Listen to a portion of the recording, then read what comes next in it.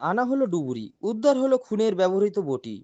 মধ্যমগ্রামের খুনের ঘটনায় আরতি ঘোষ ও তার মেয়ে ফাল্গুনী ঘোষকে নিয়ে আসা হলো ঘটনাস্থলে এবং আরতি ঘোষ নিজেই হাত দিয়ে দেখিয়ে দিল কোথায় সে অস্ত্র এবং যে মহিলার মৃতদেহ উদ্ধার হয় সেই মহিলার পোশাক আশাক ফেলেছিল।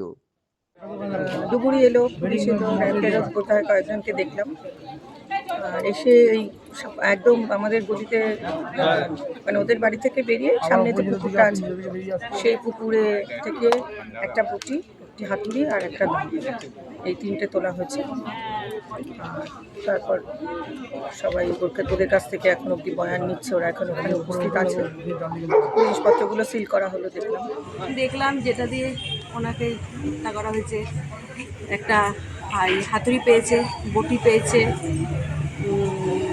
আর একটা দা পেয়েছে। শুনছি তো এই জামা কাপড় ফেলেও পেতে পারে, এটা শুনছি, এবার বুঝতে পারছি না কি ফেলেছে। একদম ভালো ছিল না, একদম ভালো ছিল না। আমরা এর আগে পাড়া থেকে সবাই অভিযোগ করেছিলাম থানায় যে এদের বিরুদ্ধে কিছু করা হোক, তো বাড়ি এলাকাও বলা হয়েছিল, অভিযোগ করা হয়েছিল। আজকে তার পরিণতি